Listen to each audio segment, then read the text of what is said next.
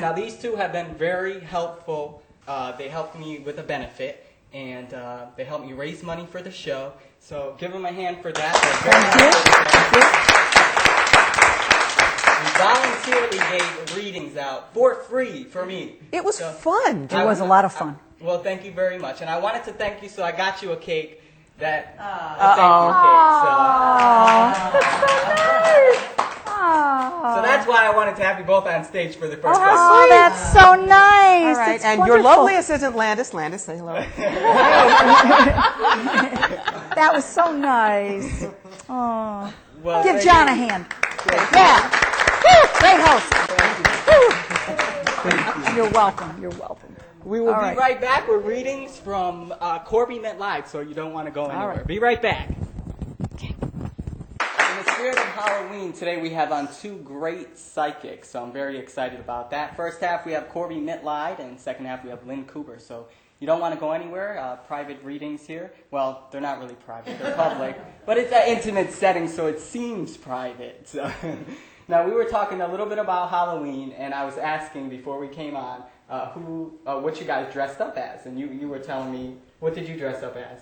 Last year, Yeah. I was King of Diamond. King of Diamonds? That's cool. King of Diamond. Okay. Any interesting costumes you dressed up as in the past? Yes, I have. I was a cat. You were a cat. I was a cat. And this year I'm going to be an angel. Okay. Yeah. Okay. I haven't really dressed up that greatly. I was like Batman and like a hobo. Oh, that's about good. it. That's good. Who else? Somebody said they had a Halloween story over here. Stand up. There was a trend going around in my neighborhood of people making like fake scarecrows and stuff like that. So I threw a couple fake scarecrows around my house, but I made myself look like a scarecrow. And every time somebody would go to trick or treat at my house, I would scare them so as they came out. Oh, Look at it like they didn't know if I was real or not. They'd all the candy be all over the place. So. That's a nice gesture, right? That's how he got the cake. Yeah, I didn't have to trick or treat no more. You know what I mean? All right. Everybody give Corby a hand. She's back over here. Hi, Corby. Hello, John. How are you today? Fabulous. How are you? I'm doing well. Thank Wonderful. You. Thank Now, you do for have inviting me any, back. No problem. We always love having you here. Thank you. Do you have any great Halloween stories? The only one I have is when I was a small child. I was once. Little bitty, teeny little princess type person, and my father was walking me around. Now, my father was a dead ringer for Abe Lincoln, and he didn't have a costume on. But as we were walking around, they'd say, "Oh, there's the cute kid," and then they'd look up and they'd kind of get a little pale and give me another piece for the president here. And so we go, and I ended up with 2 entire bags full just because my father walked behind me and smiled. It was great. All kids should have that kind of an example. So did he intimidate him? No, it's just that he was so uncannily like Lincoln.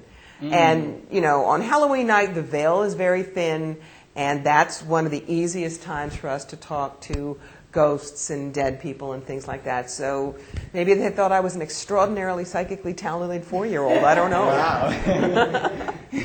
When did you discover you were a psychic? At what age? Well, when I was 9, I read a little book called The Witch Family by Eleanor Estes. And instead of either being horrified or amused, I had the 9-year-old's version of, "And your point is." I knew it was there, and I had to go find it. I started actually reading. I am not a 7th generation gypsy. I'm not anything like that. But in 1973, when I was a senior in high school, and yes, that tells you how old I am, that's when Live and Let Die came out, with Jane Seymour as Solitaire, who was the tarot player. I was working at Spencer Gifts. They had the James Bond 007 tarot deck, and I bought it, and I started reading. But for 20 years, I worked at making sure that I was a very clear channel, that my ego, my thing about I don't have to be 100% all the time, didn't get in the way. So then all of a sudden in 1994, I could do hands-on healing and talk to dead people with no training. That's when I hung out my shingle. And after 9/11, I looked at my husband and I said, "I think I need to do this full time. People will need it." And he said, "I believe in you. You go right ahead." And so since then, it's full-time, traveling coast to coast and into Canada, and I love my life. And you are a psychic medium, so give us the difference there. All right. All mediums are psychic, but not all psychics are mediums. A medium is specifically someone who talks to dead people. All right? A psychic is someone who can use their intuitive faculties. They may be the one who tells you, I see a car accident, or yes, you're going to have more babies, and I see blue booty, so I think it's a boy. Whatever it is more predictive than actual conversations. So that's your difference. One of the most important things when you have a reading is know what you want to know. All right, so because not all psychics have the same talents. We're like doctors. So you want to go to a psychic that will be able to do what you want to do. What do you specialize in personally? The thing that I absolutely love doing, past life retrieval. Now, retrieval is a little different from regression. Past life regression you do with a hypnotist, and they take you back to view your past life.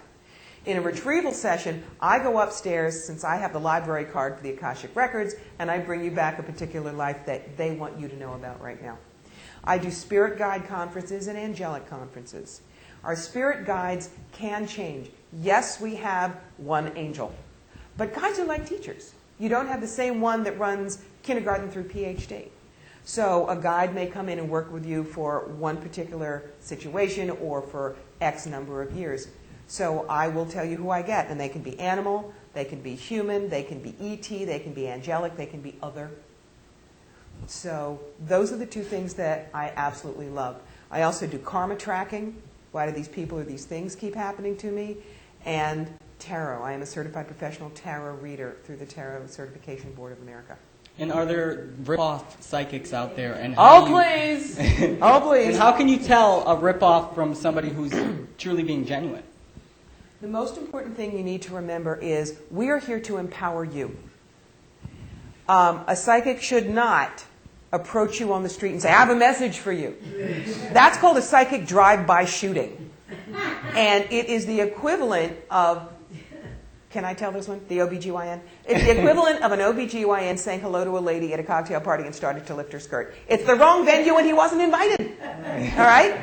When you sit with me, you are giving me permission to read you, to give you this information.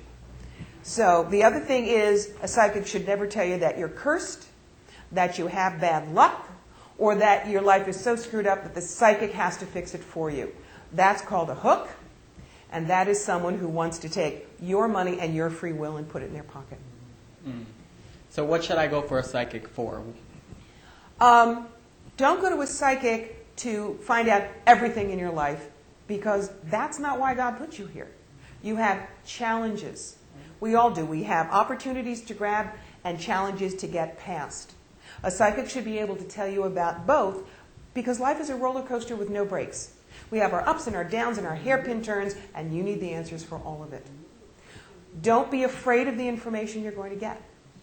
But remember, whatever you hear from the psychic, I don't care what it is, you have the opportunity to change. Our future is fluid. Here's your example. Price Chopper over here, Rite Aid over here. You go to Price Chopper before you go to Rite Aid, and an 18-wheeler hits you and makes you a road pizza. You switch the order of your errands, and the truck misses you. Did you change your future? Yes.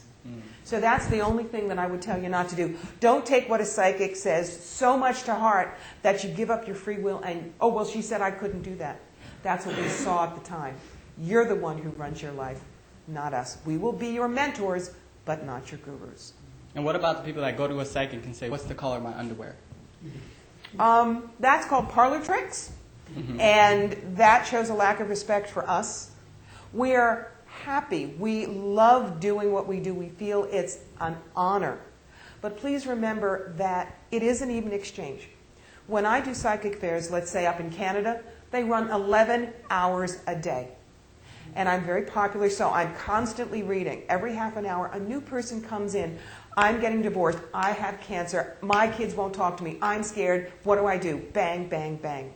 And I am absolutely focused on everyone who was in front of me for that half hour. Then as they leave, I clear out, and then I'm going focused on the next. At the end of the day, you can put me in a body bag because I'm exhausted, though I love what I do. So please, we are providing a service like a doctor, a plumber, or a master chef. Treat us with the same courtesy and respect, and we can give that back to you.